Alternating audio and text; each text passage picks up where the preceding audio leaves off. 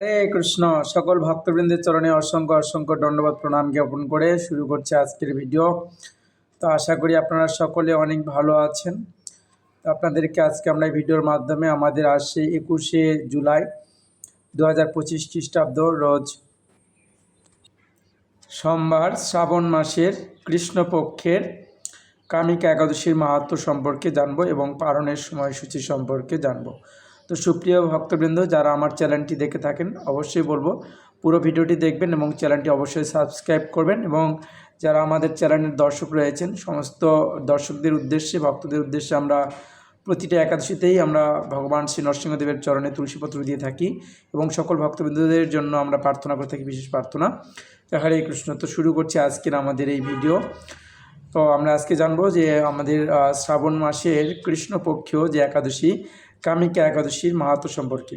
তো কামিকা একাদশীর মাহাত্ম্য ব্রহ্মবৈবর্ত পুরাণে যুধিষ্ঠির শ্রীকৃষ্ণ সংবাদে বর্ণনা করা হয়েছে। যুধিষ্ঠির মহারাজ শ্রীকৃষ্ণকে বলেন, হে গোবিন্দ, হে বাসুদেব, শ্রাবণ মাসে কৃষ্ণপক্ষীয় একাদশীর নাম কি এবং মাহাত্ম্য সবিস্তারে আমার কাছে বর্ণনা করুন,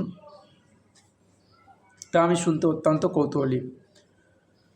প্রত্যুত্তরে ভক্তবৎসল ভগবান শ্রীকৃষ্ণ বললেন, হে রাজন, পূর্বে দেবর্ষি নারদ প্রজাপতি ব্রহ্মাকে এই প্রশ্ন করেছিলেন এবং তিনি সেই প্রশ্নের উত্তর প্রদান করেছিলেন। আমি এখন সেই কথাই বলছি, আপনি মনোযোগ সহকারে শ্রবণ করুন। হরে কৃষ্ণ। একসময় ভক্তশ্রেষ্ঠ নারদ ব্রহ্মাকে জিজ্ঞাসা করলেন, হে ভগবান, শ্রাবণ মাসে কৃষ্ণপক্ষী একাদশীর নাম কি এবং তার আরাধ্য দেবতাকে, এই ব্রতের বিধি কীরকম বা এই ব্রতের ফলে কি পুণ্য লাভ হয় তা সবিশেষ জানতে ইচ্ছা করি। আপনি কৃপা করে আমাকে তা জানালে আমার জীবন ধন্য হবে। শ্রী নারদমণির এই কথা শুনে ব্রহ্মা অত্যন্ত সন্তুষ্ট হলেন এবং তিনি বললেন, হে বৎস, জগজ্জীবের মঙ্গলের জন্য আমি তোমার প্রশ্নের যথাযথ উত্তর প্রদান করছি, তুমি তা শ্রবণ করো। শ্রাবণ মাসে কৃষ্ণপক্ষের একাদশী কামিকা নামে জগতে প্রসিদ্ধ। এই একাদশী মাহাত্ম্য শ্রবণে বাজপেয় যজ্ঞের ফল লাভ হয়। ভগবান শ্রীহরির অর্চনা অপরিমিত পুণ্য ফল প্রদান করেন। গঙ্গা, গোদাবরী, কাশী নৈমিষারণ্য, পুষ্কর ইত্যাদি তীর্থ দর্শনে যে সমস্ত ফল লাভ হয়, একমাত্র কৃষ্ণ পূজার মাধ্যমে তা কোটি গুণ ফল লাভ হয়। সাগর, অরণ্য যুক্ত পৃথিবী দানের ফল, দুগ্ধবতী গাভীদানের ফল, অনায়াসে ব্রত পালনে এই ফল লাভ হয়। যারা পাপ পুণ্য সাগরের নিমিত্ত এই ব্রত তাদের উদ্ধারের একমাত্র সহজ উপায়।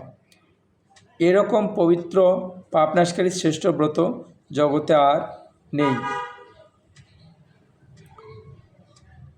শ্রীহরি স্বয়ং এই মাহাত্ম্য কীর্তন করেছেন। রাত্রি জাগরণ করে যারা এই ব্রত পালন করে তারা কখনোই দুঃখ দুর্দশাগ্রস্ত হন না। এই ব্রত পালনকারী কখনোই নিম্নজনী প্রাপ্ত হন না। কেশবপ্রিয়া তুলসীপত্রে যিনি শ্রীহরি পূজা করেন, পদ্মপাতার জলের মতো তিনি পাপে নির্লিপ্ত থাকেন। তুলসীপত্র দিয়ে বিষ্ণু পূজায় ভগবান সন্তুষ্ট হন। মণি মুক্তা আদি মূল্যবান রত্নর মাধ্যমেও তেমন প্রীত হন না। যিনি কেশবকে তুলসী মঞ্জুরি দিয়ে পূজা করেন তার জন্ম অর্জিত সমস্ত পাপ ক্ষয় হয়ে যায়। এই প্রসঙ্গে ব্রহ্মা বললেন, হে নারদ, যিনি তুলসীপত্র প্রত্যহ তুলসীকে দর্শন করেন তার সমস্ত পাপরাশি বিদূরিত হয়ে যায়। যিনি তাকে স্পর্শ করেন পাপমলিন দেহ পবিত্র হয়। তাকে প্রণাম করলে সমস্ত রোগ দূর হয়। তাকে জল সিঞ্চন করলে যম তার কাছে আসতে পারে না। শ্রীহরিচরণে তুলসী অর্পিত হলে ভগবত ভক্তি লাভ হয়। তাই হে কৃষ্ণ প্রদায়িনী তোমাকে প্রণাম করি। যে ব্যক্তি হরিবাসরে ভগবানের সামনে দীপদান করে চিত্রগুপ্ত তার পুণ্য সংখ্যা হিসাব করতে পারে না। হরে কৃষ্ণ। ভক্তগণ, তার পিতৃপুরুষেরাও পরম তৃপ্তি লাভ করেন। শ্রীকৃষ্ণ বলেন, হে রাজন, আমি আপনার কাছে সর্বপাপ হারিণী কামিকা একাদশীর মাহাত্ম্য বর্ণনা করলাম। অতএব যিনি ব্রহ্ম হত্যা, ভ্রূণ হত্যা, পাপনাশিনী মহাপুণ্য ফলদায়িনী এই ব্রত পালন করবেন এবং এই মাহাত্ম্য যিনি শ্রদ্ধা সহকারে শ্রবণ করবেন তিনি সর্বপাপ থেকে মুক্ত হয়ে বিষ্ণুলোকে গমন করবেন। হরে কৃষ্ণ। সুপ্রিয় গৌর ভক্তবৃন্দ, আসছে আগামী সোমবার অর্থাৎ 21শে জুলাই, আগামী সোমবার 2025 খ্রিস্টাব্দ এই কামিকা একাদশী, শ্রী শ্রী কামিকা একাদশী মাহাত্ম্য আর কৃষ্ণপক্ষীয় এই একাদশী মাহাত্ম্য আপনাদেরকে শ্রবণ করালাম। আর পালনের সময়সূচি হচ্ছে অবশ্যই মঙ্গলবার সকাল 5টা 23 মিনিট হতে 7টা 37 মিনিট সময় পর্যন্ত। তো এই সময়ের মধ্যে আপনারা পালন করবেন। একাদশী ব্রত থেকে যথাসময়ে সঠিকভাবে পালন না করলে একাদশী ব্রতে কোনো ফল লাভ হয় না, তাই আপনারা যথাসময়ে পালন করবেন। সকলকে অসংখ্য ধন্যবাদ। হরে কৃষ্ণ।